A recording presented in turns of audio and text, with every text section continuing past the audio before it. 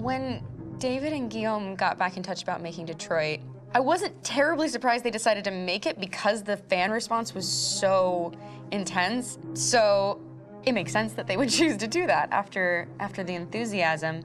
It was a challenge, and it was just an interesting thing to get my head around how to approach this character now as a different, much older person, and whether or not she had changed. And I'm very happy to say that with Detroit, I've had the opportunity to see Kara grow so much more than I ever expected.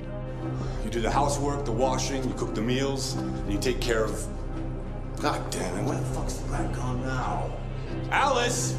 Alice! I mean, she starts out essentially how she does in Kara in a very, not robotic, but, you know, android other way, and getting to take this journey where she becomes more and more human as it goes on. You know, and as an actor, that's a wonderful exploration in every way, whether it's how she sits, her posture, how her voice changes, how emotions change, and how much emotion is based on things like empathy and social experience. And so having, you know, as much material as I got with David to have this huge, nuanced arc was really incredible. Why couldn't we just be happy? This experience has been quite different than the experiences I've had shooting film or TV or doing theater work. I have 83 dots on my face and a really flattering black wetsuit type thing, and you're jumping around with props, and it's kind of like being a 10-year-old imaginative kid, which is fun. There's 80 cameras around us. It's already lit.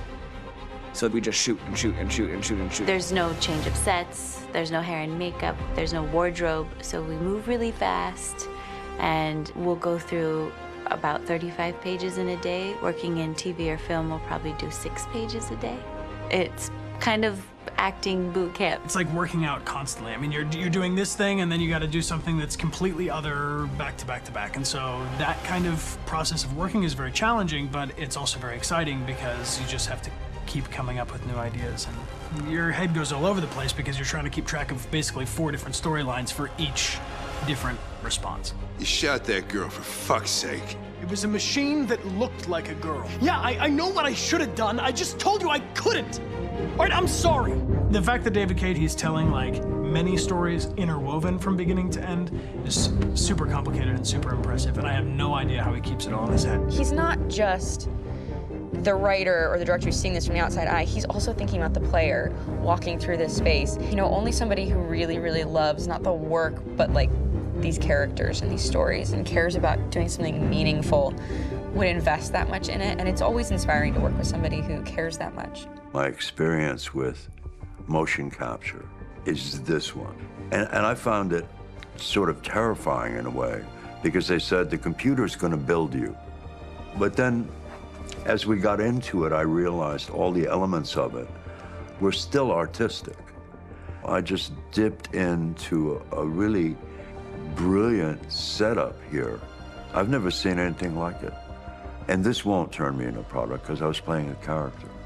So it's wonderful. In the game, Detroit comes back because of a revolutionary industrial rebirth. And there's no reason why that can't happen in Detroit, because they have such tremendous infrastructure for millions and millions of people who can very easily support, you know, a new industry.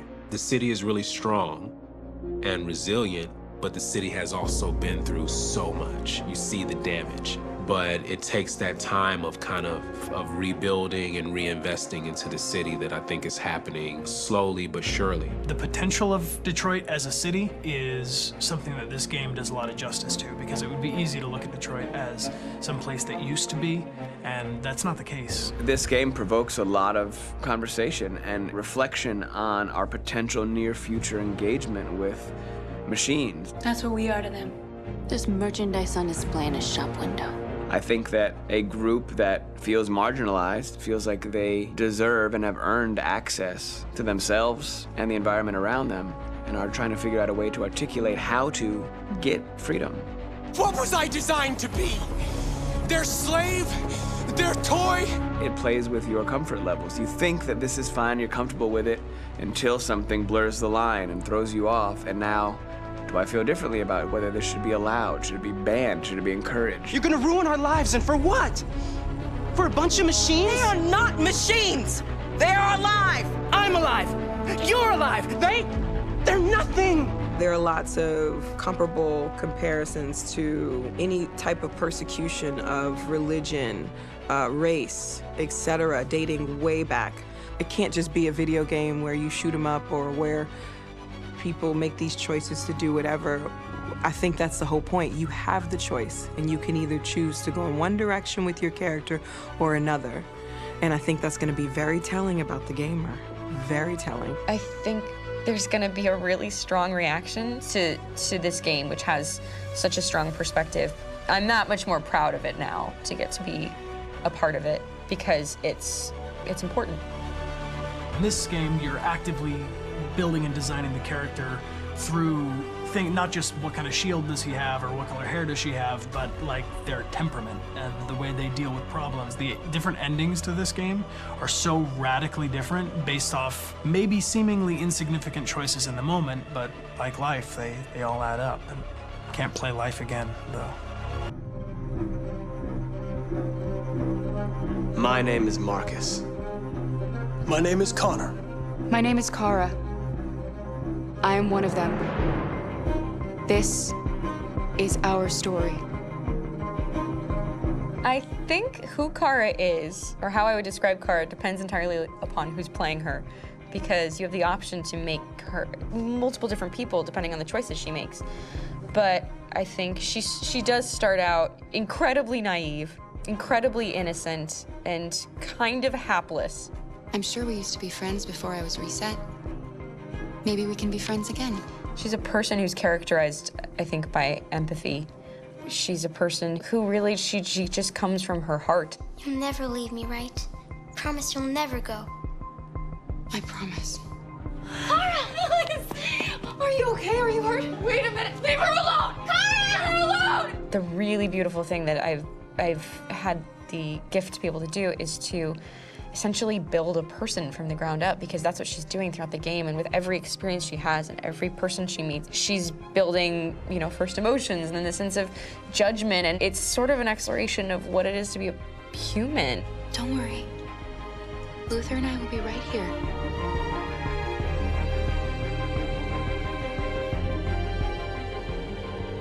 David and the creators have painted a really intriguing and engaging picture of a near future where we rely upon androids for a lot of our service class business, the class that serves us, that helps us, that handles our baristas and our drivers and our housemaids. And what is humanity, where we tap into it, how and why we treat each other the way that we do. And my character Marcus has a really intriguing journey, becoming deviant, realizing that he actually has feelings and human qualities inside of him, and it's a really incredible ascension into becoming fully realized and coming to terms with what you actually deserve better than this in life. And not only do you want it for yourself, but you want it for your peers. We've come here to demonstrate peacefully and to tell humans that we are also living beings. All we want is to live free. You know what? This thing, Dad, is not your son. It's a fucking machine! I think that a group that feels marginalized, feels disenfranchised, feels like they deserve and have earned access to themselves and the environment around them, and are trying to figure out a way to articulate how to get freedom. Connor is analytical. Connor takes things literally. He starts in the beginning place where he's very mechanical. He feels nothing inside, of course, and it's all just a system, a protocol that he is executing to get whatever he wants to happen, which is help humans stop deviants and to find the link between deviant androids. You were designed to serve humans, not kill them. What was I designed to be? Their slave? Their toy? Just say, I killed him. Is it that hard to say? Stop it! Stop! But of course, over the course of the story, and depending on the player's choices, Connor can grow in many different ways. He can deviate from that procedure or not. The moment of truth, Hank. Am I a living being? Or just a machine? Game after game, we try to challenge ourselves. For Detroit, we wanted to, first of all, to write a story that would be incredibly bending, which means the most non-linear story that we've ever created. And we wanted really the player to have the possibility to change the story, change his own journey. When you're writing at Quantic, you're writing for an interactive medium. You know, when you're working in television, you'll put a character in a difficult situation, and you as a writing team will argue about what would that character do. But ultimately, you have to decide what happens, and you just show the audience. What's interesting about interactive drama is you bring the player into that conversation, and it changes your job slightly as a writer, because your job is to provide a narrative context in which the player can write his own story. You're giving him this kind of narrative Lego that he's going to snap together into his own shape. You also have the ability to make your audience attach themselves to your characters, because the audience is in some sense responsible for what happens to the characters. It's just a few cans. Come on, let's go. We have some cash now. You used me to steal that money. How could you do that? I trusted you. What is a bit specific about these scripts is how large they are. If you take a film script, there are about 100 pages. But here we have to deal with a script that is between 4,000 and 5,000 pages. Everything becomes bigger because we don't just tell one story, but we tell all the possible stories that can be told within this narrative space. On Act 3, our final act, we have around 1,000 different scenarios. And every one of those scenarios has to be as interesting, as passionate, as strong, and as emotional for the player. We want every action that the player does, every interaction that is available to serve in telling the story, and help the player understand who his character is, and build that character moment to moment.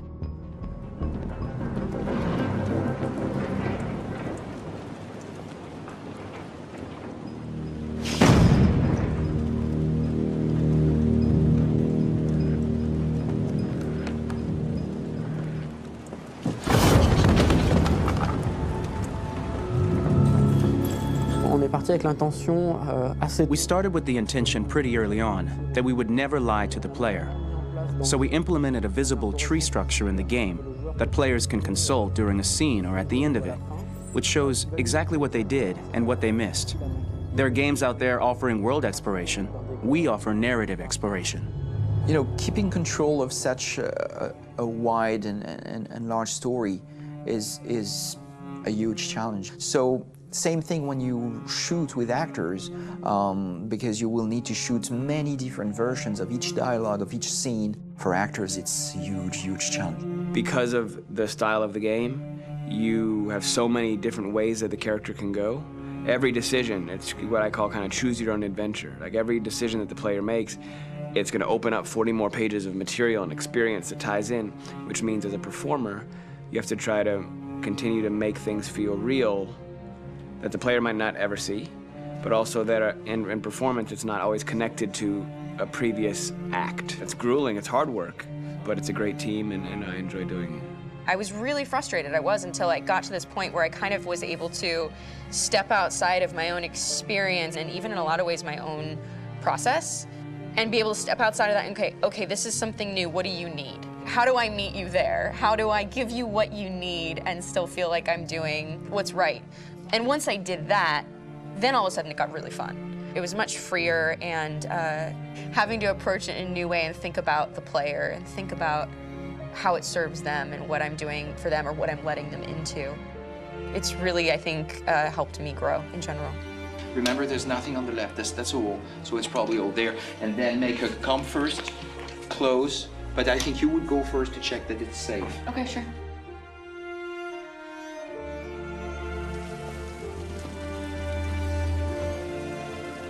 The most enjoyable thing about working in performance capture on this kind of project is that if I shot a film, I would get to do one of these endings. I get to do so many different things as Connor. Your head goes all over the place because you're trying to keep track of basically 4 different storylines for each different response. What's the name of my dog? Buddy? Scout. I think it's Jack. I can't remember. So I worked with physicality a lot because it was a good way to anchor myself in these different rings of the tree. As the story grows out, I know where that is physically in my body, and then I can switch more continually on set, and it'll be entirely up to the player to determine what order those things come out and what they look like from a distance. Like if you're playing through it, the culmination of all of that will be their version of Connor. I'm faster than you, and I don't feel pain. You don't stand a chance against me. Listen, asshole. If it was up to me, I'd throw the lot of you in a dumpster and light a match to it. Shooting action scenes at Quantic Dream is a real challenge, because these are scenes where the storytelling has to continue. It's not an action scene just to have a dose of adrenaline. The stunts have huge consequences on the rest of the story. It's really a moment where we implicate the player and tell him that the choices he makes during an action scene will have a direct impact on the evolution of his story. My biggest challenge on Detroit has been managing the large number of animations that we received from motion capture. Detroit features more than 37,000 animations, which is a huge amount to handle on a daily basis. You have to realize that the player, in his first playthrough, will miss certain scenes. This also means that we had to think of, conceive, and produce all the potential story paths. The characters' costumes, the places, day or night, the weather. Did the character get shot in the shoulder? Did he get injured? All this consistency forced us to produce a lot of graphic assets in order to, quite simply, allow the player to have true continuity throughout the story. Honestly, we were even surprised by the challenges that come with such a big tree structure. And we did our best to guarantee quality across all the game and make sure that whatever path you choose within this narrative space, you will have an equally good experience.